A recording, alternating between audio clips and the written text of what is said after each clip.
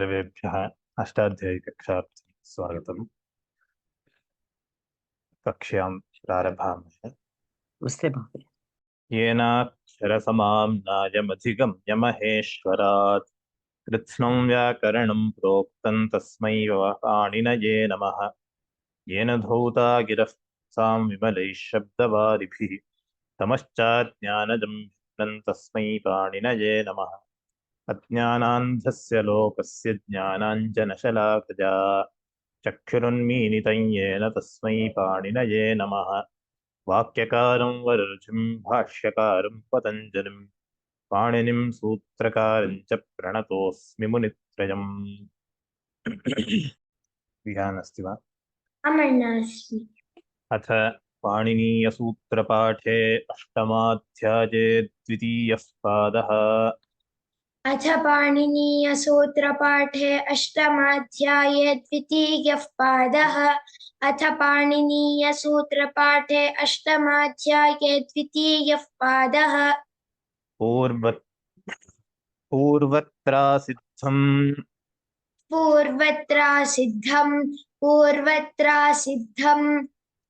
न लोपः सुप्स्वरसंज्ञातुग्विधिषु कृति। न लोपः सुप्स्वरसंज्ञातुग्विधिषु कृति। न लोपः सुप्स्वरसंज्ञातुग्विधिषु कृति।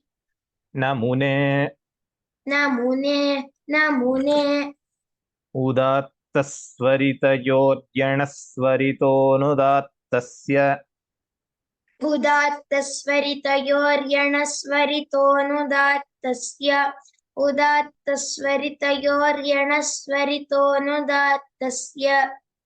एकादेश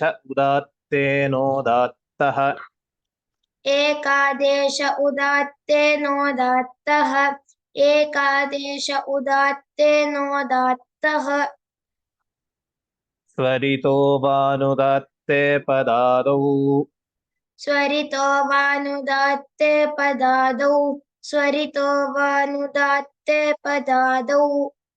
न लोपः प्रातिपदिकान्तस्य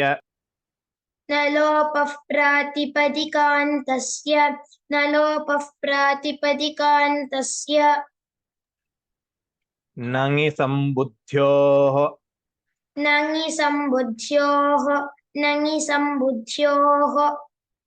मादुपधायाश्च मतोर्भोजवादिभ्यः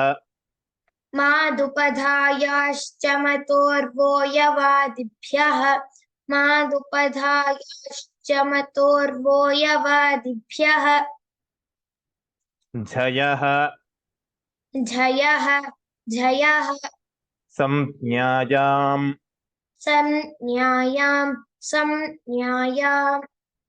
आसन्दीवदष्ठीवच्चक्रीवत्कक्षीवद्रुमण्वच्चर्मण्वती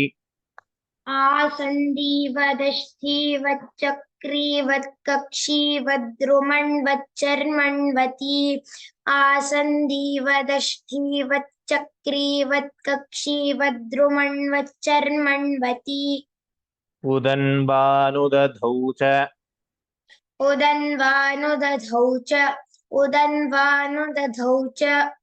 राजन्वांसौ राज्ये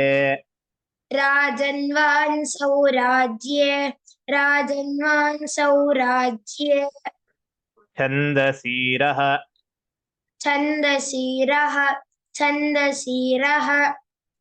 अनोनुट नाद्घस्य कृपोरोलः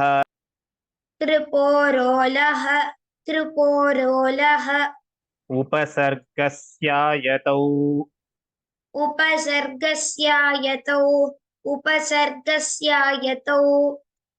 ग्रोयङि अचिविभाषा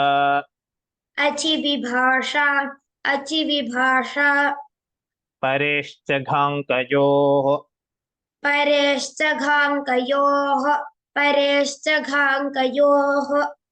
संयोगान्तस्य लोपः संयोगान्तस्य लोपः संयोगान्तस्य लोपः रात्सस्य रात्सस्य रात्सस्य धिच धिच धिच झलो झलि झलोझलि झलोझलि ह्रस्वादङ्गात् ह्रस्वादङ्गात् ह्रस्वादङ्गात् इट ईटि इट ईटि इट ईटि कोः संयोगात्योरन्ते च स्कोः संयोगाद्योरन्ते च स्कोः संयोगाद्योरन्ते च चोः कुः चोः कुः चोः कुः होढः होढः होढः दादेर्धातोर्घः दादेर्धातोर्घः दादेर्धातोर्घः वाद्रुहमुहष्णुहष्णिहाम् वाद्रुहमुहश्नुहश्निहाम् वाद्रुहमुहश्नुहश्निहाम् न होधः न होधः न होधः आहस्थः आहस्थः आहस्थः व्रश्च भ्रश्च व्रश्च व्रश्च भ्रश्च व्रश्च भ्रश्च सृज मृजय जराजभ्राजच्छशांशः व्रश्च भ्रश्च सृज मृज यज राजभ्राजच्छशांशः व्रश्च भ्रश्च सृज मृज यज राजभ्राजच्छशांशः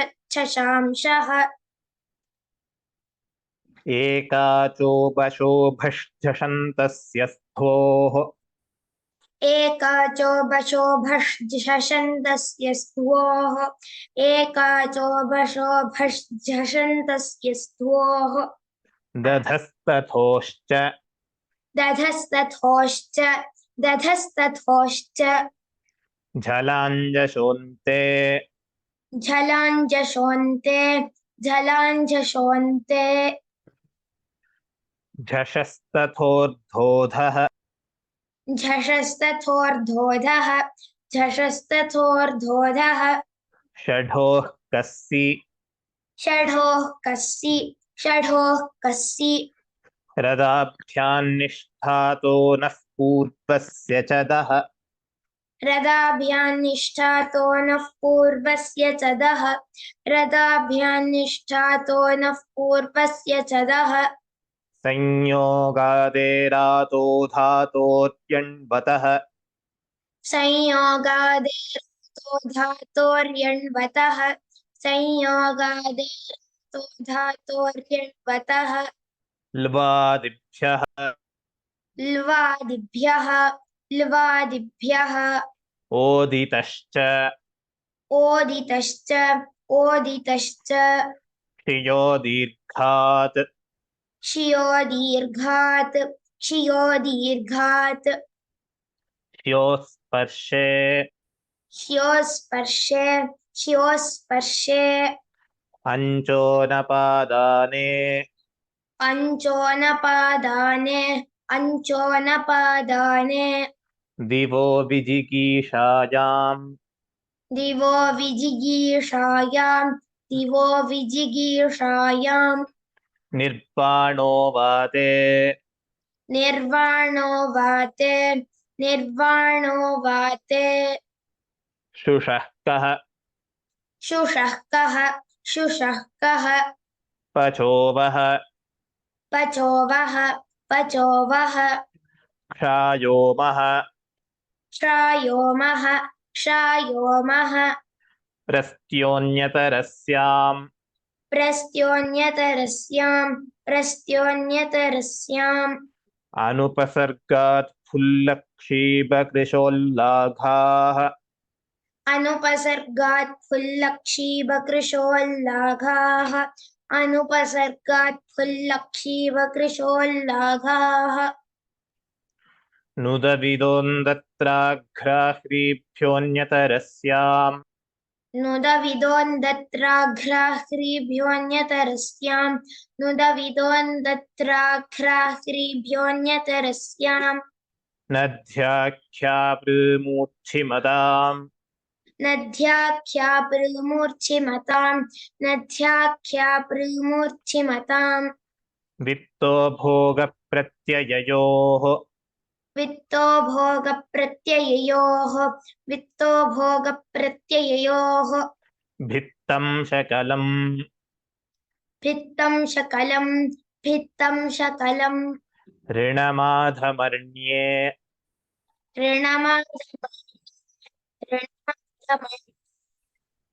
न सत्तनिषत्तानुत्तप्रतूत्तसूत्तगूत्तानि छन्दसि न सत्तनिषत्तानुत्तप्रतूर्तसूर्तगूर्तानि छन्दसि न सत्तनिषत्तानुत्तप्रतूर्तसूर्तगूर्तानि छन्दसि क्विन् प्रत्ययस्य कुः क्विन् प्रत्ययस्य कुः क्विन् प्रत्ययस्य कुः न शेर्वा न शेर्वा न शेर्वा मोनो धातोः मोनो धातोः वोश्च वोश्च वोश्च ससजुषोरुः ससजुषोरुः अवयाश्वेतवाः पुरोडाश्च अवयाश्वेतवाः पुरोडाश्च अवयाश्वेतवाः पुरोडाश्च अहन् आहन् आहन् रोसुपि रोसुपि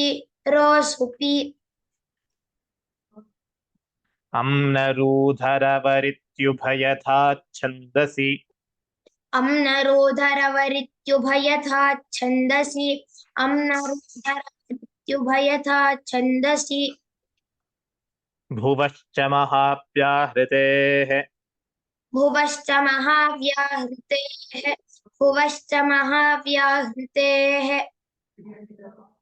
वसुस्रं सुध्वं स्वनडुहान्तः वसुस्रं सुध्वं स्वनडुहान्दः वसुस्रं सुध्वं स्वनडुहान्दः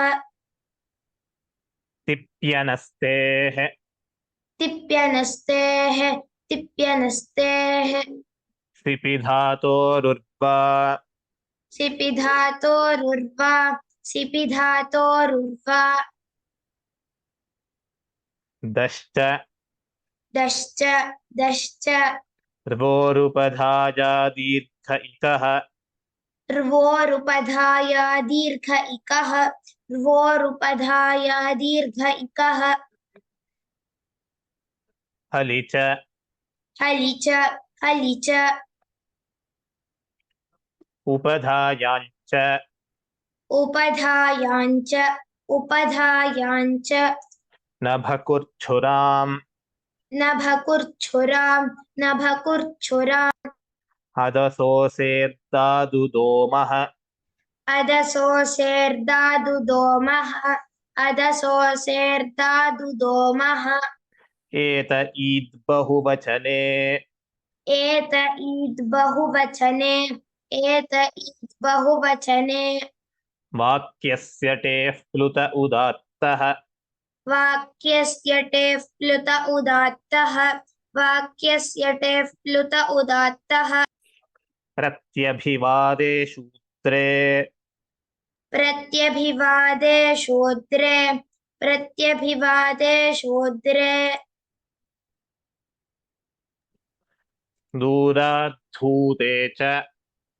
दूराद्धूते च दूराद्धूते च हैहे प्रयोगे हैहयोः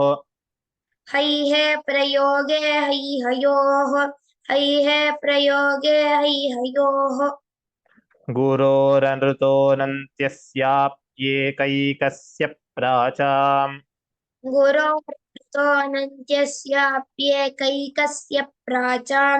गुरोरनृतोऽनन्त्यस्याप्येकैकस्य प्राचाम् ओमभ्यादाने ओमभ्यादाने ओमभ्यादाने ये यज्ञकर्मणि ये यज्ञकर्मणि प्रणवष्टेः प्रणवष्टेः प्रणवष्टेः याज्यान्तः याज्यान्तः ब्रूहि प्रेष्य श्रौषड्वौषडावहानामादेः ब्रूहि प्रेष्यष्टौ षड्वौषडावहानामादेः ब्रूहि प्रेष्यष्टौ षड्वौषडावहान अग्नीत् प्रेषणे परस्य च अग्नीत् प्रेषणे परस्य च विभाषा पृष्ठप्रतिवचनेः विभाषा पृष्ठप्रतिवचनेः निगृह्यानुयोगे च निगृह्यानुयोगे च आम्रेडितं भत्सने आम्रेडितं भर्त्सने अङ्गयुक्तं तिङाकाङ्क्षम् अङ्गयुक्तं तिङाकाङ्क्षम् विचार्यमाणानाम् विचार्यमाणानां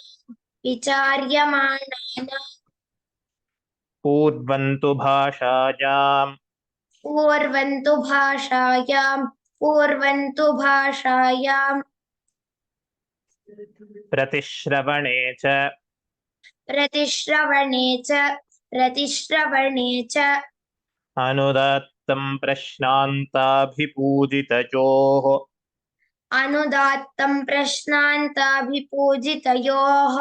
अनुदात्तं प्रश्नान्ताभिपूजितयोः तिदिति चोपमार्थे प्रयुज्यमाने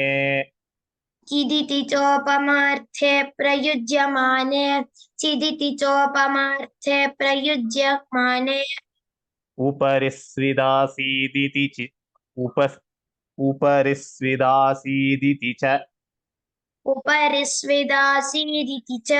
उपरिस्विदासीदिति च स्वरितमाम्रेडिते सूजासम्मतिकोपकुत्सनेषु स्वरितमाम्रेडिते सूयासम्मतिकोपकुत्सनेषु तियाशीः प्रैषेषु तिङाकाङ्क्षम्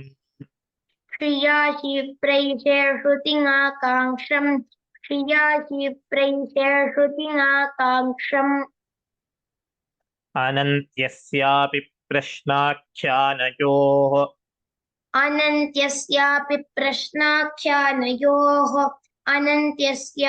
प्रश्नाख्यानयोः प्लुता वै च इदुतौ प्लुता वै च इदुतौ एचोप्रगृह्य स्यादूराद्धूते पूर्वस्याद्धस्यादुत्तरस्येदुतौ एचो प्रगृह्य स्याद्दूराद्धूते पूर्वस्यार्धस्यादुत्तरस्येदुतौ एचो प्रगृह्य स्याद्दूराद्धूते पूर्वस्यार्धस्यादुत्तरस्येदुतौ सम्यक् शृणोतु एचोप्रगृह्य स्यादूराद्धूते एचो प्रगृह्य स्यादूराद्धूते कः दोषः कृतः आदौ ज्ञातः वा पुनः वदतु पूर्णं सूत्रं वदतु एचो प्रगृह्य स्यादूराद्धूते पूर्वस्यार्धस्यादुत्तरस्येदुतौ एचो प्रगृह्य स्यादूराद्धूते पूर्वस्यार्धस्यादुत्तरस्येदुतौ तयोर्व्यावचि संहितायाम् तयोर्युवावचि संहितायाम् पूर्वत्राचिषढो न सत्त एत ईच् चिदित्यष्टौ पूर्वत्राचिषढोर्न सत्त एत ईच्छिदित्यष्टौ पूर्वत्राचिषढोर्न सत्त एत ईच्छिदित्यष्टौ इति पाणिनीयसूत्रपाठे अष्टमाध्याये द्वितीयः पादः। इति पाणिनीयसूत्रपाठे अष्टमाध्याये द्वितीयः पादः। इति पाणिनीयसूत्रपाठे अष्टमाध्याये द्वितीयः पादः। धन्यवादः. Now those who would like to recite the first pada, practice first pada, kindly raise your hand. Janaki Rajaram. नमस्ते महोदय. नमस्कारः. अथ अष्टमाध्याये प्रथमः पादः. सर्वस्य द्वे तस्य परमां रेडितम् अनुदात्तञ्च नित्यवीप्सयोः परेर्वर्जने प्रसमुपोदः पादपूरणे उपर्यद्यदसः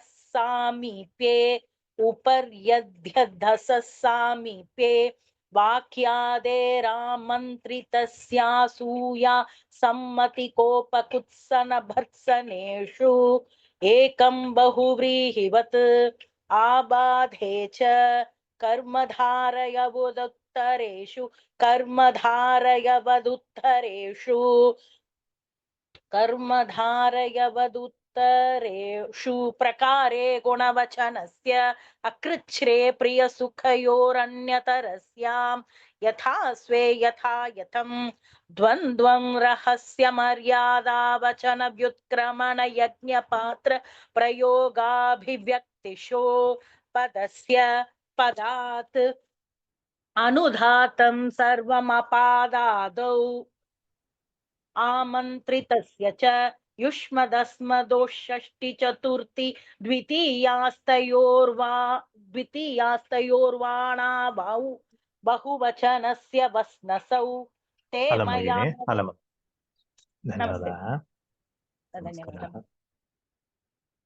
सन्दालपद्मावती भगिनी.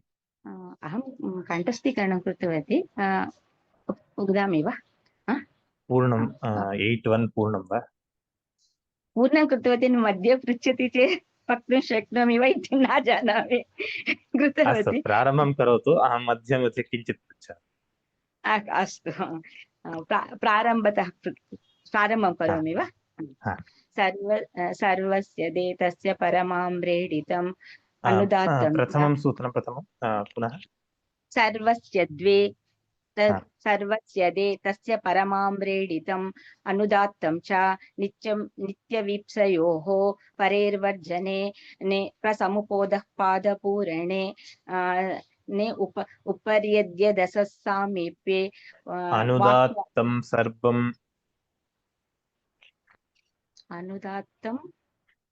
अनुदात्तं सर्वमपादादौ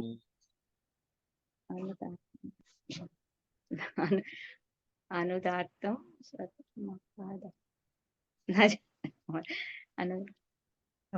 पदस्य अहं जानामि. पदस्य पदात् पदात्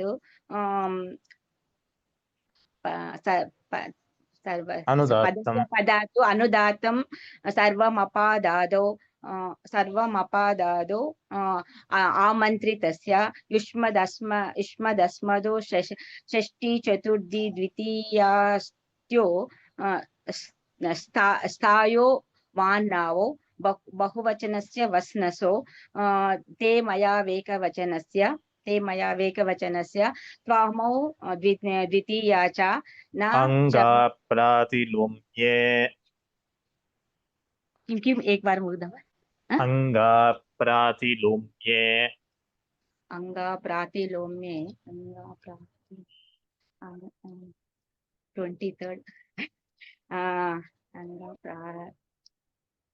एक निमिष नः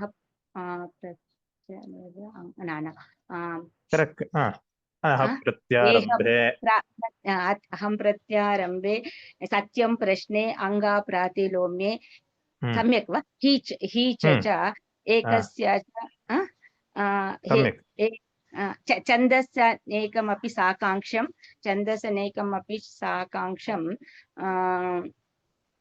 यावत् यथाभ्यां पूजायां नानन्तरम् उपसर्गव्यपेतं च तु पश्यताहो पूजायाम् अहो च शेषे विभाषा पुरा च परीप्सायां नन्वित्यनुज्ञैषणायं किं क्रिया प्रश्ने उपसर्गमप्रतिषिद्धं किं लोपे विभाषा एहि मन्ये प्रहासे रुट् लिट् जात्वपूर्वं किं वृत्तं चिदुत्तरम् आहो उताहो गतिर्गतो लास्ट 70 गतिर्गतो तिनि चोदात्तवती आमन्त्रितं पूर्वम् अविद्यमानवत् नामन्त्रिते समानाधिकरणे सामान्यवचनं विभाषितं विशेषवचने बहुवचनम् एवं न सम्यक् वा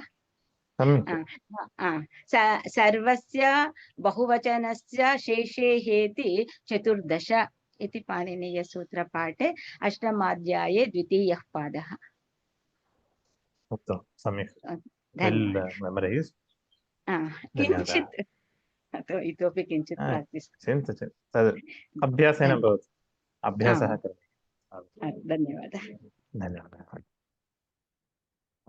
वाणी कुमारी हरि ओम् महोदय अहं पठिष्यामि न जानामि नित्यवीप्सयोः प्रथमतः न प्रथमतः नित्यवीप्सयो इतोपि सर्वस्य किल अस्तु नित्यवीप्सयोः परिवर्जने प्रसमुपेदः पादपूरणे उपर्यध्यथ समीप्ये वाक्यादेरामन्त्रितस्य सूयासम्मतिकोपकृत्स्न भर्त्सनेषु एकं बहुव्रीहिवत् अबाधे च कर्मधारयवत् उत्तरेषु क्षम्यताम् आबाधे च कर्मधारयवत् उत्तरेषु प्रकारे गुणवचनस्य अकृच्छे प्रियसुखयोरन्तरस्यां यथा प्रियसुखयोरन्यतरस्यां यथा स्वे यथा यथं द्वन्द्वं रहस्यमर्यादवचन व्युत्क्रमण यज्ञपात्रप्रयोगाभिव्यक्तिषु पदस्य पदात् अनुदात्तं सर्वमपादादौ आमन्त्रितस्य युष्मदस्मदोः षष्ठी चतुर्थी द्वितीयास्तयोवान्नावौ बहुवचनस्य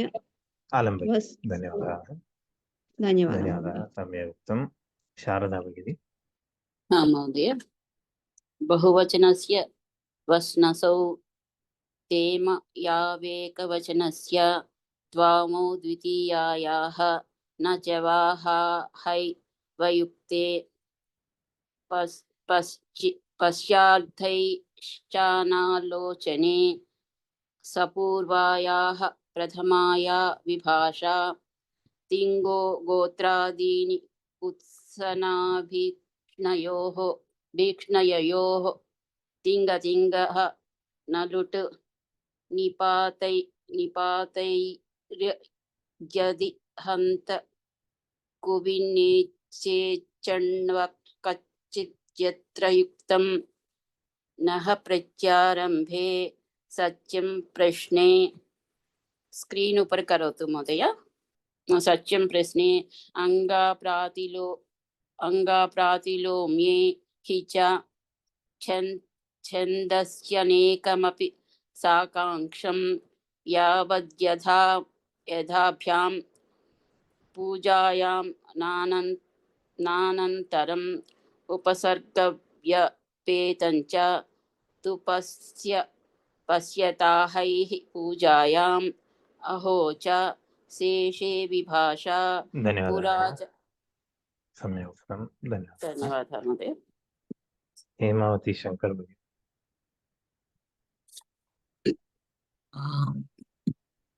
शेषे विभाषा पुरा च परीप्सायां नन्वित्यनुज्ञैषणायां किं क्रिया प्रश्नेनुपसर्गमप्रतिषिद्धं लोपे विभाषा एहि मन्ये प्रहासे लृट् जात्वपूर्वं किं वृत्तं च चिदुत्तरम्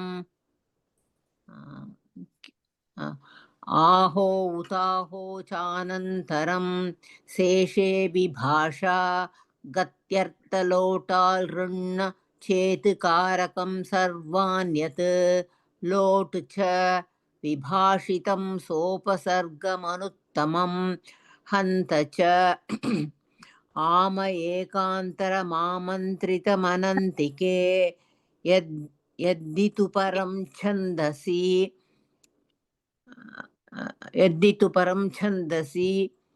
चनचिदिव गोत्रादितद्धिताम्रेडितेष्वगतेः चादिषु च वायोगे प्रथमा हेतिक्षीयायाम् अलं वा महोदय?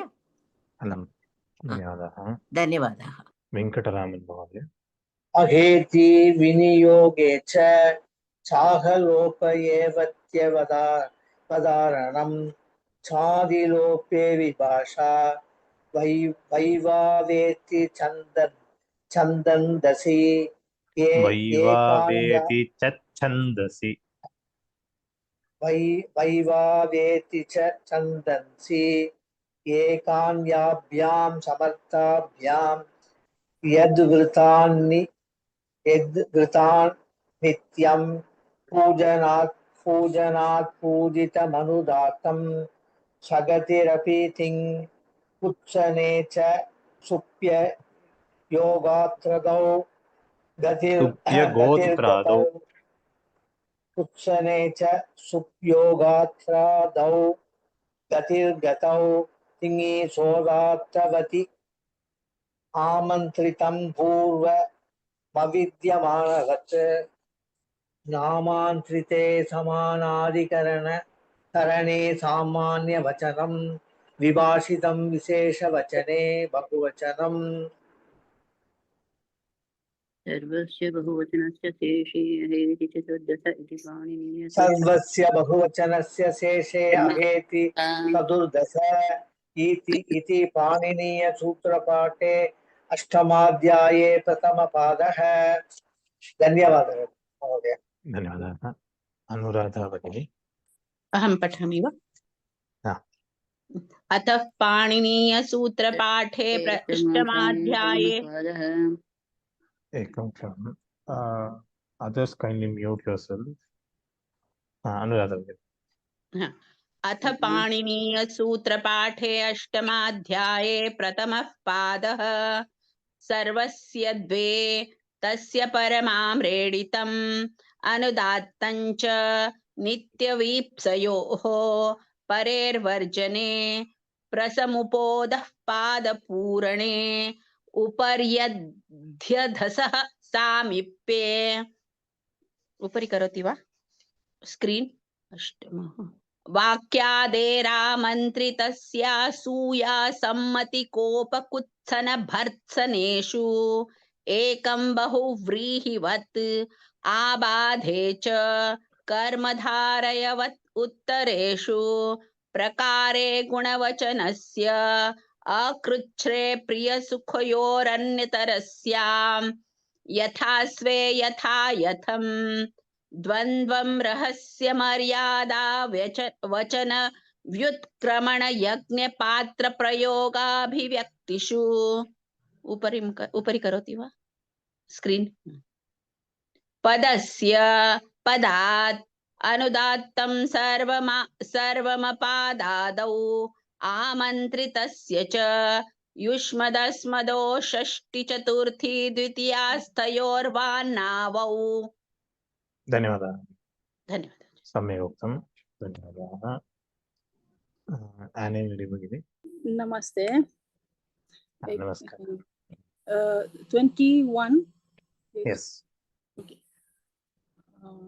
बहुवचनस्य वस्नसौ ते मया वेकवचनस्य त्वामौ द्वितीयायाः न च वाहाहैव युक्ते पश्यार्थैश्चानालोचने सपूर्वायाः प्रथमाया विभाषा तिङो गोत्रादीनि कुत्सनाभीक्ष्ण्योः तिङः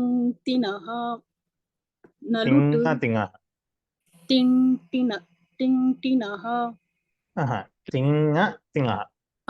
तिङः तिङः नलुट् निपातैर्यद्यदिहन्तकुविन्नेच्छेच्चङ्कच्चिद्यत्र युक्तं नः प्रत्यारम्भे सत्यं प्रश्ने अङ्गाप्रातिलोम्ये हि च छन्दस्यनेकमपि साकाङ्क्षं यावद्यथाभ्यां पूजायान्नानन्तरम् उपसर्गव्यपेतं च तु पश्यताहैः पूजायाम् अहो च शेषे विभाषा। आलं भगिनी, धन्यवादाः। प्रेमराज महोदय। प्रेमराज महोदय। अहो च शेषे विभाषा पुरा च परीप्सायां नन्वित्यनुनैषणायां किं क्रिया प्रश्नेऽनुपसर्गमप्रतिषिद्धं लोपे विभाषा ये हि मन्ये प्रहासे लिट् जात्वपूर्वं किं वृत्तञ्चिदुत्तरम् आहो उदाहो ज्ञानन्तरं शेषे विभाषा कत्यर्थलोटालन्यचेत्कारगन् सर्वान् यत् लोट् च विभाषिदंसोपसर्गमनुत्तमम् हन्तञ्च आमयेकान्तरमामन्त्रितमनन्तिके यत्तिदुपरञ्चन्तसि चनचिद्वगोत्रादिदत्तिदाम्रेडिदेवगतेः चादिषु च चवायोः प्रथमा ङेतिशियायाम्। आलं महोदय, धन्यवादाः। आलं, धन्यवादः, सम्यक् उक्तं, थैंक यू। गीता किशोर भगिनी। हरि ओम महोदय। From 61 महोदय। Yes. From 60. हरि ओम।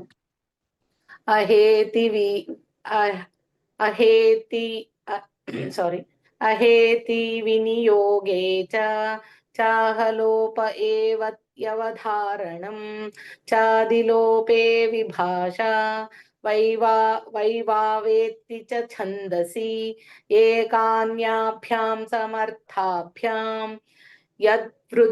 यद्वृत्तानि नित्यं पूजनात् पूजितमनुदात्तं काष्ठादिभ्यः पूजनात् पूजितमनुदात्तं काष्ठादिभ्यः सगतिरपि तिङ् कुत्सने च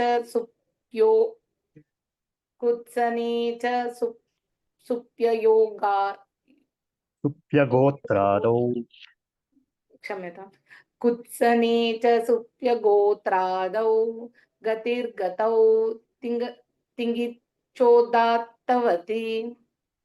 आमन्त्रितं पूर्वमविद्यमानवत् नामन्त्रिते समानाधिकरणे सामान्यवचनम् विभाषितं विशेषवचने बहुवचनम् सर्वस्य बहुवचनस्य शेषे अहेति चतुर्दश इति पाणिनीयसूत्रपाठे अष्टमाध्याये प्रथमपादः। उत्तमं, सम्यक् उक्तं, धन्यवादाः. Anyone else who would like to chant? अहं वदामि महोदय। राधा वदतु। नमस्ते महोदय। अथ पाणिनीयसूत्रपाठः अथ अष्टमाध्यायस्य प्रथमः पादः। सर्वस्य द्वे तस्य परमां रेडितम् अनुदात्तं च नित्यवीप्सयोः परेर्वर्जने प्रसमुपोदः पादपूरणे उपर्याध्यदसः सामीप्ये वाक्यादेरामन्त्रितस्यासूयसम्मतिकोप कुत्सन भर्त्सनेषु एकं बहुव्रीहिवत् आभादे च कर्मधारे अवदुत्तरेषु प्रकारे गुणवचनस्य अकृत्रे प्रिय सखयोरन्यतरस्यां यथा स्वे यथा यथं द्वन्द्वं रहस्य मर्यादा वचन व्युत्क्रमण यज्ञपात्र प्रयोगाभिव्यक्तिषु पदस्य पदात् अनुदात्तं सर्वमपादादौ आमन्त्रितस्य च युष्मदस्मदोः षष्ठी चतुर्थी द्वितीयास्तयोर्वान्नावौ बहुवचनस्य वस्नसौ ते मया वेकवचनस्य त्वामौ द्वितीयायाः धन्यवादाः। धन्यवादः महोदय। सोनिया भगिनी।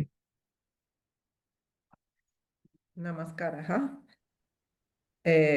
न च वाहाहैव युक्ते पश्यार्थैश्चानालोचने सपूर्व्यायाः प्रथमाया विभाषा तिङो गोत्रादीनि कुत्सनाभीक्ष्ण्ययोः तिङतिनः न लुट् निपातैर्यदिहन्त कुविन्ने चेच्छन् कच्चित् यत्र युक्तं नः प्रत्यारम्भे सत्यं प्रश्ने अङ्गाप्रातिलोम्ये हि च छन्दस्यन्नेकमपि साकाङ्क्षां यावत् यथाभ्यां पूजायां नानन्तरम् उपसर्गव्यपेतञ्च तु पश्यता है पूजायाम् अहो च शेषे भाषा। धन्यवादः। धन्यवादाः। नेक्स्ट सुब्बलक्ष्मी भगिनी। नमस्कारः आचार्य। नमस्कारः।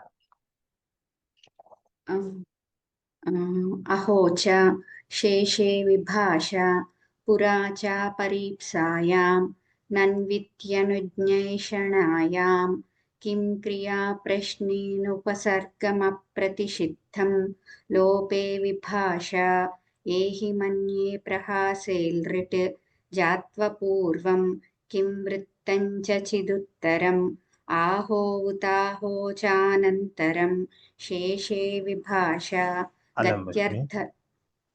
धन्यवादाः। भरणीश्वरी भगिनी। नमस्ते महोदय। नमस्कारः। गत्यर्थलोट लिन चेतकारकं सर्वान्त्यत् लोट च विभाषितं सोपसर्गमनुत्तमं हन्त च आमयेकान्तरमामन्त्रितमनन्तिके यद्धि पुरं छन्दसि चनचिदि यद्धि तु परं छन्दसि चनचिदीवगोत्राधिदत्तिधाम्रेडितेष्वगतेः चादिषु च चवायोगे प्रथमा हेतेशियायाम् अहेति विनियोगे च चाहलोट। धन्यवादः। धन्यवादः। अखिला भगिनी नमस्ते महोदय. नमस्कारः. Mहोदय, shall I recite from 21 to 41? I have memorized. Okay, then the okay, then maybe 21 to 41. आम् महोदय. Okay. बहुवचनस्य वस्नसौ ते मया वेकवचनस्य त्वामोद्वितीयायाः न च वाहाहैव युक्ते पश्यार्थैश्चानालोचने सपूर्वायाः प्रथमाया विभाषा तिङो गोत्रादीनि कुत्सनाभीक्ष्ण्ययोः तिङः न लुट् विपातैर्यद्यदि हन्तकुविन्नेच्चेच्चन् कच्चिद्यत्र युक्तं नः प्रत्यारम्भे सत्यं प्रश्ने अङ्गाप्रातिलोम्ये हि च छन्दस्यनेकमपि साकाङ्क्षं यावद्यथाभ्यां पूजायान्नानन्तरं उपसर्गव्यपेतं च तु पश्यताहैः पूजायाम् अहो च शेषे विभाषा. धन्यवादः महोदय. धन्यवादः. सम्यक् उक्तं. धन्यवादः महोदय.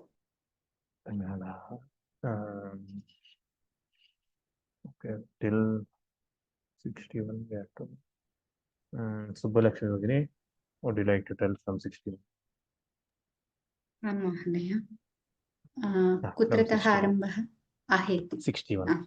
अहेति विनियोगे च चाहलोपये ये वेत्यवधारणं चादिलोपे विभाषा वैवावेति च छन्दसि एकन्याभ्यां समर्थाभ्यां